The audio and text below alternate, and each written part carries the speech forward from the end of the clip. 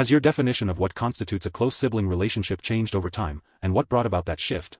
My younger brother and I never really got along when we were kids. We fought constantly, mostly over stupid stuff like who got to sit in the front seat or who used whose toy without asking. He always seemed to be in my way, and I probably wasn't the nicest older brother. As we got older, things didn't improve much. We went to different schools, had different friends, and generally lived separate lives under the same roof. I always chalked it up to just not having much in common. I think our parents tried to get us to bond, but it never worked. They signed us up for the same summer camps, forced us to play on the same sports teams, and even tried to make us share a room for a while. All of it backfired. We just ended up resenting each other more. I remember one summer at camp, we had a huge fight over a canoe. I wanted to go explore the lake, and he wanted to stay near the shore and fish. We argued so loudly that the counselors had to separate us. That was pretty typical of our interactions back then. I guess our differences just became more pronounced as we grew. It wasn't just the activities we liked. We saw the world in different ways. He was always optimistic and outgoing, while I tended to be more cautious and reserved. I never understood his need to be the center of attention. He probably didn't understand my need for quiet and solitude. I think those differences created a distance between us that was hard to bridge. He was into sports, and I was more of a bookworm. He liked being around people, and I preferred my own company. We had completely different personalities. So, for a long time, I just accepted that we wouldn't ever be close. I figured that was just how it was with some siblings. Things started to shift a few years ago, after our grandfather died. It hit us both pretty hard. Our grandfather had always been a big part of our lives, a constant presence at family gatherings and someone we both looked up to. The funeral was tough. Seeing our parents so upset made it even harder.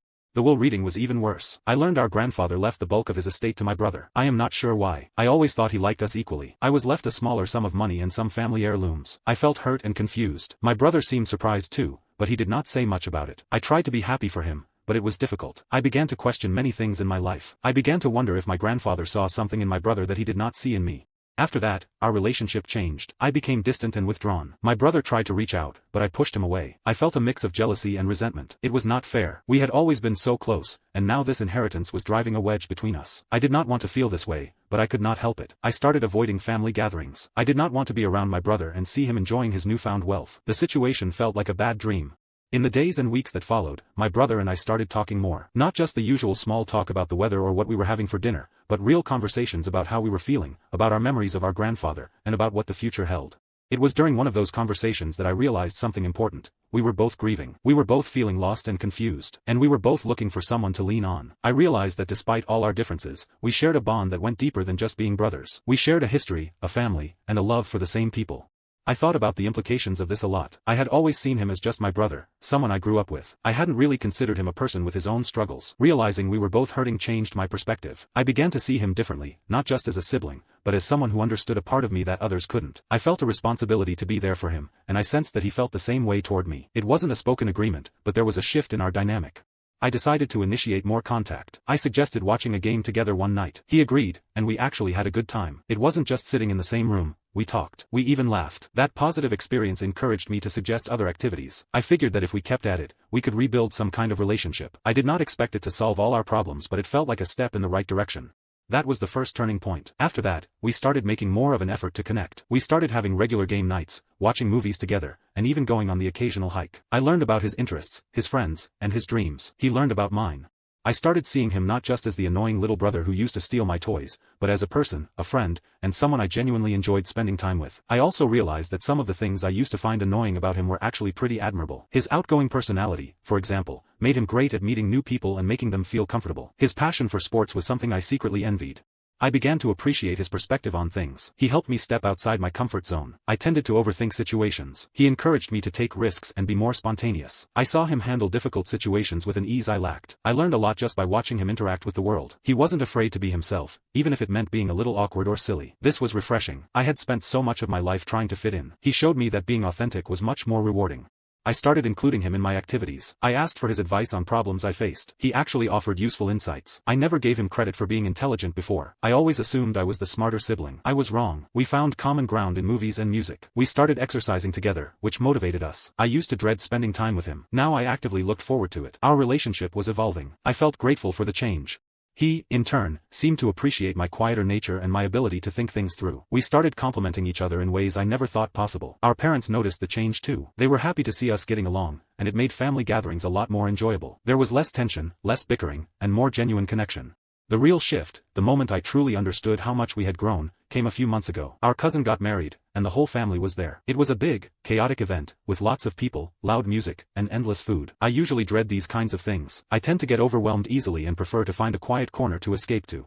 I expected the usual anxiety to kick in. I anticipated needing to find an exit strategy within the first hour. Family gatherings often feel like a performance. Everyone puts on their best face and tries to impress each other. I usually feel like I am failing at this performance. I never know what to say or how to act. I end up feeling awkward and out of place. My brother knows this about me. He understands how I struggle in these situations.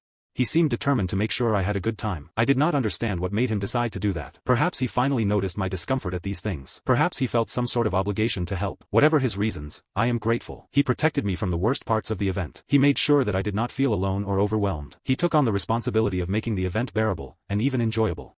This time, however, was different. I found myself actually enjoying it, and it was mostly because of my brother. He somehow managed to navigate the chaos with ease. He introduced me to people I didn't know, made sure I had a drink in my hand, and kept the conversation flowing. He even dragged me onto the dance floor, something I would normally never do.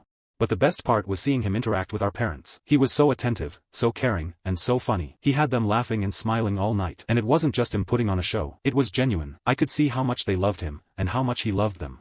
I appreciated that he made an effort with my family. It meant a lot to me that he wanted to connect with them. I know he can be awkward, but he really tried to be himself. He fit right in, actually. My parents can be hard to please, but they were completely charmed by him. I saw a side of him I hadn't seen in a while. He was relaxed and happy and seemed to truly enjoy spending time with us all. I think he even helped my dad fix something on his car. It was a good visit.